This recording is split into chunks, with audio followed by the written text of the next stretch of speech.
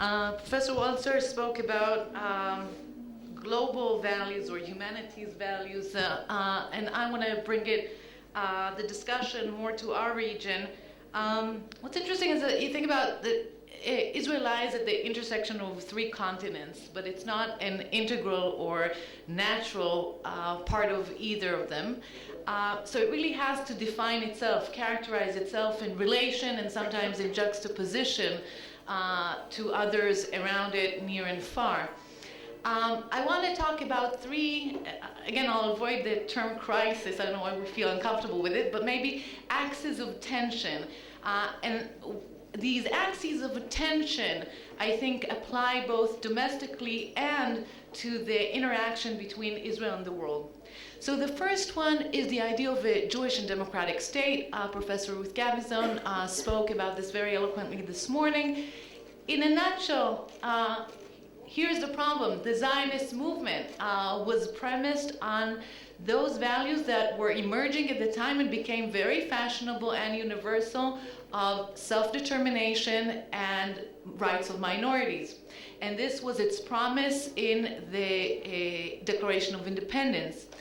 And with time, or today, the table has turned. The table has turned in the sense that the claim of self-determination is today Palestinian. The claim of rights of minorities is that of minorities living within the state of Israel. And thus, the legitimacy of the enterprise of the Jewish state is now challenged.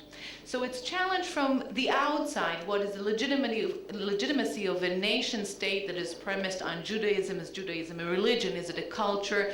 Is it a nationality?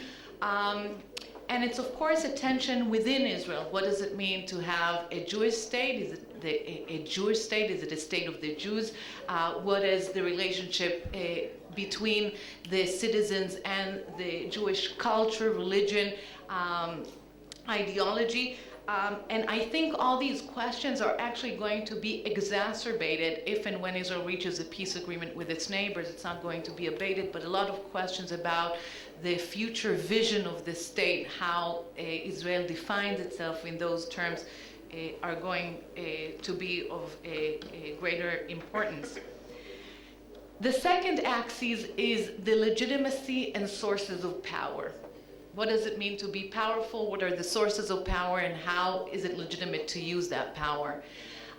In the current Western world, and at least in rhetoric, if not in practice, military power is no longer romantic, it's no longer fashionable, it's no longer positive.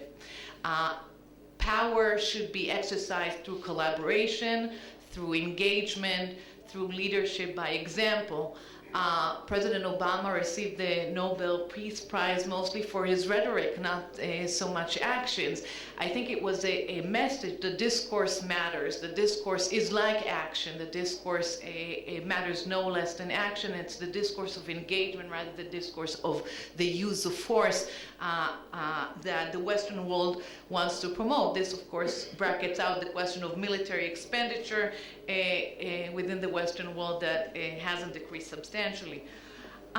Israel's power discourse is problematic. It's problematic for the world, partly because of the tension I talked about earlier about the Palestinian question.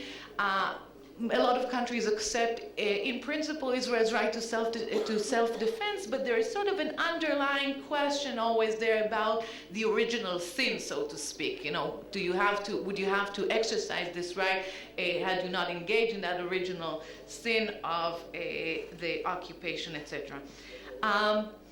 The rhetoric of power, of no, of what Israel says no to, is very hard for the world to accept. The world wants the rhetoric of yes, of positive engagement, of acceptance, of interaction, not a rhetoric of exclusion or defensive posture that Israel finds itself taking. Within Israel, too, the expenditure on military and security comes at the expense, or is an alternative to expenditure on other things like healthcare, like education, like welfare, like innovation. And within Israel, we need to decide what are our priorities, how we allocate money and resources and human power and thought power to different values that we want to promote as a state. It also bears a question of the potential effects of these years of struggle externally on what happened to violence internally, and whether the two are not interrelated in terms of the rise in domestic crime, violence, etc. The third and final axis I'll talk about is the one between the individual and the collective. So Israel was founded on the basis of a collectivist enterprise, the Jewish state. It's a collective, and out of a collective struggle. It was the Jewish struggle against the Arab struggle for a national identity and definition. But like other liberal democracies that we want to, at least in part, look like, individuals want to promote their own self-pursuit, their own self-realization, and the realization of the individual. And we think, at least liberal democracies often conceive themselves of existing in order to promote the self-realization of individuals among them. So the state has no independent role other than realizing the best of its own citizens. Is that what we want Israel to be about? Is that what we want Israel to be about? And we spoke about this earlier before the panel started. There is a sense that you hear it a lot among Jewish diaspora that Israel should be something better than a liberal democracy. It has a claim, an ethical claim, a historical claim. It should be better. And what is going to make it better? Is it about some individual commitment to the collective? What is the nature of the relationship between the state and the individual? What does the state owe the individual, and what does the individual owe the state? And I think this is this kind of a relationship of whether the community inside Israel is committed to something greater than the realization of its individual self-pursuit is an important space to deliberate both within Israel and in the relationship between Israel and the world. Thank you.